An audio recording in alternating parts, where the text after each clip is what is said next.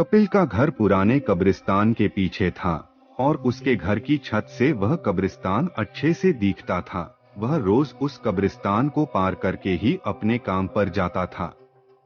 कपिल के दो बच्चे थे और दोनों बच्चे बड़े ही शैतान थे। बड़े बेटे का नाम रॉकी और छोटे बेटे का नाम निक्की था। एक बार गर्मी की छुट्टियों में रॉकी और निक्की की बहन सोनिया भी घर पर आई हुई थी। तीनों मिलकर रात के लगभग 12 बजे एक रूम में ट्रूथ और डेयर खेल रहे थे। रॉकी सोनिया से पूछता है कि तुम ट्रूथ लोगी या डेयर। सोनिया डेयर लेती है और पूछी है कि तुम लोग कुछ खतरनाक करने के लिए तो नहीं कहोगे ना। रॉकी, ये हुई ना बात, तो जाओ छत पर घूम के आओ और छत पर रखे गमले में से फूल तोड़कर लाना होगा, तभी हमें पता चलेगा कि तुम छत पर गई थी। सोनिया, छत पर से तो कब्रिस्तान दिखता है। नहीं, मैं नहीं जाऊंगी। रॉकी और निक्की दोनों सोनिया को छत पर जाने के लिए जबरदस्ती बोलते हैं। सोनिया छत पर जाती है और जैसे ही गमले में लगे फूल की तरफ बढ़ती है, तभी उसकी नजर कब्रिस्तान की ओर पड़ती है। कब्रिस्तान में एक बड़ा सा सूखा पेड़ होता है। वह देखती है कि उस पेड़ पर एक सर कटी हुई उल्टी लाश लटक रही होती है। सोनिया उसे देखती है और जोर से चिल्लाती हुई बेहोश हो जाती है। फिर जब सोनिया बहुत देर तक छत पर से नहीं लौटती है, तो रॉकी और निक्की दोनों डर जाते हैं और वह छत पर जाकर के देखते हैं तो पाते हैं कि सोनिया बेहोश पड़ी है। वो तुरंत कपिल को बुलाते हैं और सारी बात बताते हैं। कपिल, तुम तीनों को ऐसा खेल खेलने की जरूरत क्या थी? और रॉकी, तुम तो जानते हो उस कब्रिस्तान के बारे में कैसी कैसी खबरें आती है। फिर भी तुमने सोनिया को रात में छत पर जाने के लिए क्यों कहा? रॉकी, सॉरी डैड, मुझसे गलती हो गई, हम आगे से ऐसा नहीं करेंगे। कपिल, और फिर कभी दोबारा ऐसा काम किया तो तुम दोनों को उसी कब्रिस्तान में छोड़ आऊंगा। अच्छा सोनिया बेटी, ये बताओ तुमने वहां ऐसा क्या देख लिया था कि तुम वही बेहोश हो गई? सोनिया सहमी हुई हालत में कपिल को सारी बात बताती है कि उसने क्या देखा। कपिल ने उस कब्रिस्तान के बारे में ऐसी खबरें पहले भी सुनी हुई थी, इसलिए वह सोनिया को डांटता नहीं है और बच्चों को संभल कर रहने की सलाह देता है। एक दिन कपिल को काम से छुट्टी मिलने में देर हो जाती है और उस दिन उसे ऑटो भी नहीं मिलता है। वह पैदल ही घर की ओर चल पड़ता है। इधर निक्की और रॉकी दोनों आपस में बात करते हैं। रॉकी, निक्की, तुम्हें क्या लगता है सोनिया ने जो कहा वो सच है? मुझे तो लगता है कि वो सिर्फ बातें बना रही है, वो उसका भ्रम होगा।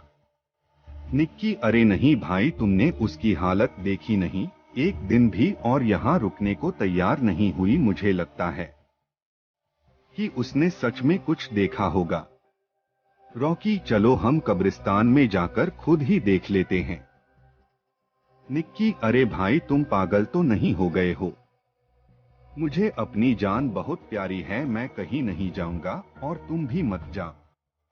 निक्की के मना करने के बावजूद रॉकी नहीं मानता है और वह अकेले ही कब्रिस्तान की ओर चल देता है।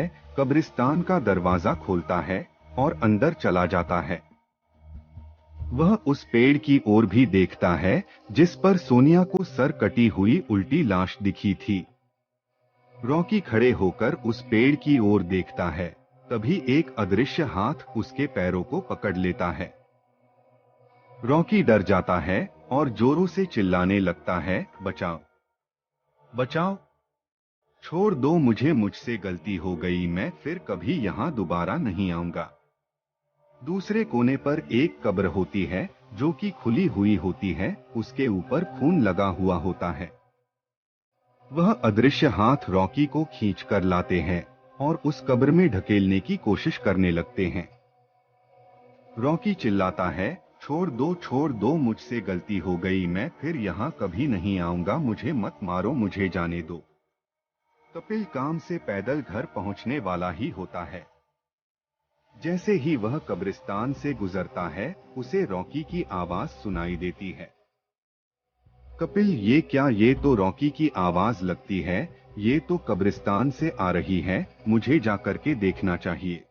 कपिल कब्रिस्तान में चारों ओर देखता है, लेकिन रॉकी कहीं नहीं दिखाई देता है। वह घर लौटकर आ जाता है और निक्की से पूछता है कि रॉकी कहाँ है। निक्की, पापा मेरे बार बार मना करने के बावजूद भी रॉकी कब्रिस्तान में चला गया। वो जानना चाहता था कि सोनिया जो कह रही थी वो सच है या नहीं। कपिल, हमारे पास समय बिल्कुल भी नहीं है। जाओ, घर के मंदिर में शंख में जो जल रखा है वो जल्दी से लेकर आओ, हमें रॉकी को खोजने कब्रिस्तान जाना पड़ेगा। निक्की वो जल लेकर आता है। कपिल और निक्की कब्रिस्तान में जाते हैं। कपिल जल छिड़कता है, फिर उसे किसी के घसीटने का निशान दिखाई देता है। वह समझ जाता है और फिर उस निशान का पीछा करते हुए उस कब्र तक पहुंच जाता है। कपिल कब्र के आसपास वो जल छिड़कता है। कब्र से अजीब अजीब सी आवाजें आती है। निक्की बहुत डर जाता है। कपिल, मुझे लगता है कि श्रापित प्रेत आत्माओं ने रॉकी को इस कब्र के अंदर कैद कर लिया है। हमें जल्द ही इसे निकालना होगा। तुम ये पवित्र जल आसपास छिड़कते रहो, इससे हमें वो प्रेत आत्माएं कोई नुकसान नहीं पहुंचा पाएंगी। मैं कब्र को खोलने की कोशिश करता हूँ। कपिल उस कब्र को खोलने की बहुत कोशिश करता है। अंत में वह कब्र खुल जाती है। उसके अंदर रॉकी बेहोश पड़ा होता है। कपिल रॉकी को लेकर हॉस्पिटल जाता है। उसकी हालत बहुत गंभीर होती है। उस दिन के बाद कपिल उस घर को छोड़कर शहर से दूर एक दूसरे घर में अपने पूरे परिवार के साथ रहने चला जाता है।